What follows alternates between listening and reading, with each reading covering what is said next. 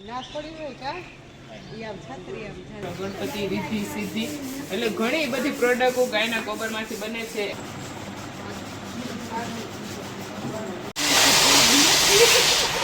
કૃષ્ણ જય માં મોગલ હર મહાદેવ. કેમ છો બધા? મજા છો? નવા વ્લોગમાં તમારું હાર્દિક સ્વાગત છે. તો અત્યારમાં આપણે કાલે સાંજે પહોંચી ગયા હતા કચ્છ, અને જે કુકમા છે ત્યાં મસ્ત ગૌશાળા છે, તો ગૌશાળાની વિઝિટ પણ થઈ છે અને ત્યાં કેવી રીતના પૂરો સેટઅપ છે અને આયુર્વેદિકનું બહુ મહત્વ છે. તો અહીંયા બધા મોસ્ટ ઓફ ઔષધિ ને એવું બધું છે, તો હું તમને લોકોને આગળ બતાવું. તો આપણે જો જ્યાં રહેલા હતા ની નાની નાની કુટીરો છે, ગોબરમાંથી બનાવેલી છે. તમે જોવો નાની નાની મસ્ત કુટીરો, અને અત્યારમાં સવારનો મસ્ત નજારો, પક્ષીઓ બોલતા હોય અને એવું. અને અહીંયા જો કુદરતી દર્શન, આની અંદર ઝીણી નજરે તમે જો ગાય ગામડાની અંદર નજારો જોવો છે, ગામડાની આખી પ્રકૃતિ આવી જાય. વાડીએ જતું હોય ગાડું, એ પછી માં રસોઈ બનાવતી હોય એવું, પછી પ્રાણીઓ બધા સરવા, ભેંસુની સરવા જતી હોય ગાયોને, એ પછી પાણી પીતી હોય કુંડે, પછી ગાયોનું મિલ્કિંગ થતું હોય એવું બધું આમાં નાના એવા ચિત્રમાં કેટલું ઝીણી નજરે તમે જોવો ને તો આવી જાય. અને અહીંયા છે ગેસ્ટ હાઉસ મોટા મોટા, અને અહીંયા નાની નાની કુટીરો છે, અને બચ્ચા જો હવારમાં મસ્ત રમવા મીણા છે. અને જો નજારો, અને આ જે છે ને મકાન એ આખું ગોબરથી બનાવેલું છે, જો ગાયના ગોબરનું. મોર્નિંગ. Good morning. કેવું લાગ્યું તમને અહીંયા? મજા આવી. મજા આવી. ક્યારે પહોંચ્યા હતા? રાત્રે પહોંચ્યા. નાઈટ મસ્ત ગઈ. અહીંયા રોકાઈ જવું છે? રોકાઈ જાય. જો કેવું મસ્ત છે, બધું ઝાડ છે, આ કુબા જેવો રૂમ, એની અંદરનું આમ ડેકોરેશન એકદમ ટ્રેડિશનલ ફીલ આવે અહીંયા, કે આપણે રાજસ્થાનના ગામડામાં પહોંચી ગયા છીએ. અહીંયાનો નજારો જ એક નંબર છે. તમને મજા આવી બેટા? આવી જોઈને. તને નથી મજા આવી? તમને ભાભી? હા, બહુ મજા આવી. એને બહુ શોખ.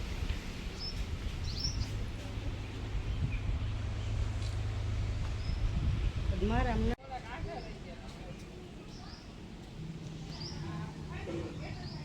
અહીંયા વૃક્ષો, ફળ, ફ્રૂટ, ઔષધિનો કંઈ પાર જ નથી, તમે જોઈ શકો છો. અને અહીંયાનો નજારો એટલે એકદમ નેચરલ અને બેસ્ટ. આપણે મસ્ત નાસ્તો કરવા માટે આવી ગયા છે, તો અહીંયા નાસ્તાનું કાઉન્ટર છે. અહીંયાથી વાસણ લઈ લેવાના, અને વાસણ શેનાથી ઉટકવાના? રાખથી. અને અહીંયા જો આ બધી કુટીર છે જમવા બેસવા માટે, અને જો પ્રકાશભાઈ બેઠા છે અહીંયા જમવા માટે, અને અહીંયા બેઠા છે દક્ષાબેન નાસ્તો કરવા માટે. બધા નાસ્તો દેશી ખાના ખાને કે લીધે બધા છે ને એમ કહે કે ભાઈ ફરવા જાય તો આમ કરવાનું. આપણે તો જ્યાં ગૌશાળામાં જે હતા એ જ ગાવ, એવી રીતના જ આપણે અહીંયા જો ધરતી ઉપર બેસીને ખાવા મળે છે, એટલે આપણે એવું ફરવાનું એવું જ ગોતીએ. હું આપણે ગામડાના દેશી માણસ. જો થોડુંક અત્યારે સપોર્ટિવ તમે જે અત્યારે વિચારો છો કે ફાર્મ ટુરિઝમ કરી શકાય. બીજું છે કે હમણાં કાઉ હોસ્ટેલ કરી છે, અને ડૉક્ટરો અને બધા જ મોટા લોકો છે ને એને પોતાની ગાય રાખવી છે. બધાના મનમાં આવ્યું મારા ઘરમાં નહીં એક ગાય હોય, તો એ ગાયો એ પોતે વેચાતી લઈને આપી એમને, અને લગભગ 200 રૂપિયા એ રોજના આપે, મહિને 6000 રૂપિયા આપે, ગાય આપે. ખાલી સંભાળવાનું કામ છે એ એમનું, ને એમાં એક ટાઈમનું દૂધ એનું, અને સંભાળવાના બદલામાં એક ટાઈમનું દૂધ જે સંચાલક છે એ રાખે. લોકોને ભેગા કર્યા, અત્યારે એને 35 ગાયો રાખી છે, 35 પરિવારો જોડાણા છે, ને એના ઘરે હોમ ડિલિવરી કરવાનું. તો એને હમણાં કીધું કે હવે 300 રૂપિયા અમે કરવા છે, તો લગભગ લોકો તૈયાર છે. એમ તમને જોવા જવું હોય તો વેરાવળ 19 રૂપિયાની એની અનુકૂળતા પ્રમાણે 5 દિવસ 15 દિવસ આવી શકે. આખો દિવસ સુધી બને છે, પોતાની રીતે એની સાથે બનાવે, શીખે. પોતાને જ્યાં સુધી કોન્ફિડન્સ ના આવે કે હું ઘરે જઈને આ બનાવી વસ્તુ બનાવીશ, ત્યાં સુધી અહીંયા રહેવા જમવાની શીખ. શ્રી રામકૃષ્ણ ટ્રસ્ટ છે ગૌશાળા છે કુકમાં, ત્યાં આપણે પહોંચી ગયા છીએ કાલ સાંજના. તો ત્યાંનો આગળનો નજારો તો જોઈએ જ છે, પણ અહીંયા ઘણી બધી ગોબરમાંથી પ્રોડક્ટો બને છે. તો એ પ્રોડક્ટો કઈ કઈ રીતના બને છે, અને અહીંયા આખા અલગ અલગ ડિપાર્ટમેન્ટ છે. તો જે આપણો ડિપાર્ટમેન્ટ છે, સાબુ, શેમ્પુ, હેર ઓઇલ, બ્લેક મહેંદી, બ્રાઉન મહેંદી, બધું અહીંયા જ બને છે. તો ચાલો તો એ ડિપાર્ટમેન્ટમાં તમને વિઝિટ કરો. અહીંયા ટ્રેનિંગ પણ આપે છે. આ તો બહુ સિમ્પલ છે, આનો કોઈ કોર્સ નથી, એટલે જાતે તમે મોડિફિકેશન કરી. આપણે એ ડિપાર્ટમેન્ટમાં આવી ગયા છીએ કે જ્યાં ગાયના ગોબરમાંથી પંચગવ્ય સાબુ બને છે, અને મુલતાની માટી. તમે લોકો સાબુ જો અને આમ ગૌમૂત્ર અને ગોબરમાં ફૂલ તાકાત છે. અને જો આપણે પણ એવો પ્રયાસો કરશું કે જલ્દી આપણે આગળ ગૌમૂત્ર પુષ્પ સાબિતો છે પણ પંચગવ્યનો જલ્દી આપણે લોન્ચ કરવાનો છે.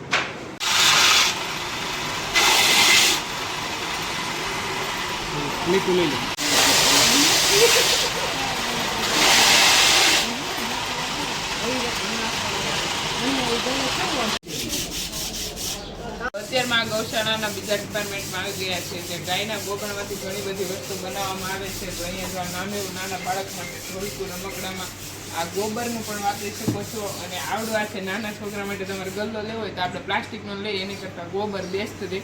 અને બીજી આપણે જો પૂંજા થાળી બનાવેલી છે જે ગાયના ગોબરમાંથી ગણપતિ રીધિ સિદ્ધિ એટલે ઘણી બધી પ્રોડક્ટો ગાયના ગોબરમાંથી બને છે. એટલે આપણને ગૌપાલક કરીએ છીએ તો આપણને એમ થાય છે આપણે ગાયોને સાચવીએ છીએ પણ હકીકતમાં એવું નથી. ગાયો આપણું પાલન કરે છે. અને આ બધી પ્રોડક્ટ છે ને એ ગાયના ગોબરની છે. અને અહીંયા લાઈવ પણ તમને જોવા મળશે. અહીંયા લાઈવ પણ કામ ચાલુ છે. અને જો ત્યાં ઘડિયાળું બનાવ્યું છે એક આગળ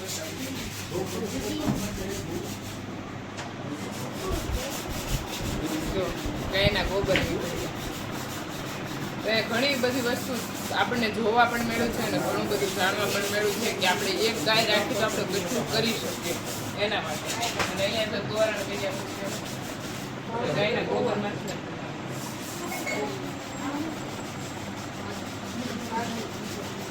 ડ્રાયર જે કરે છે ત્યાં જવાનું છે. બધા સબ્જીને કેમ ડ્રાય કરે છે ને આપણે અહીંયા આગળ જોવા મળે.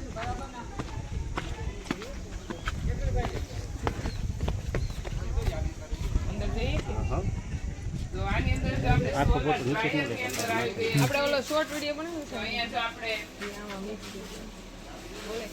આ સોળી છે, પછી અહીંયા છે આ બધી દૂધી ડ્રાય કરેલી, અહીંયા છે આ ગળો, પછી આ બધી સોળી છે અને અહીંયા બીજું કંઈક બનાવેલું છે.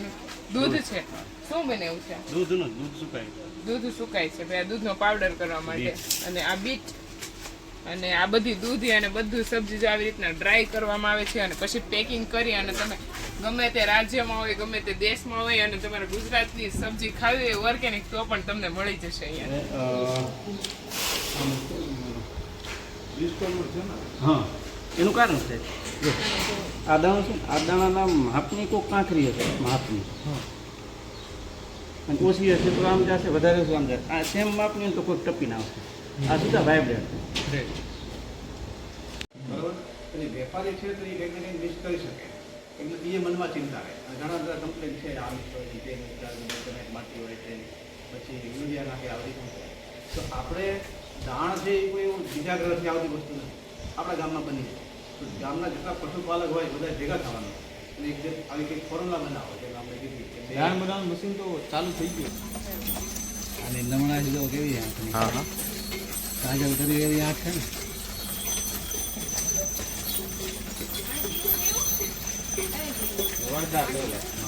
જો પ્રાગ વાહિની આપણે મસ્ત વિઝિટ કરી લીધી છે અને અત્યારમાં આપણે ફોટા પડાન છે. જો પેટો પહેરી લીધો છે અને અત્યારના પડાન છે ફોટા. અહીંયા બધા કોસ્ચ્યુમે જો રેન્ટ ઉપર પહેરી અને ફોટા પાડવા આવી તો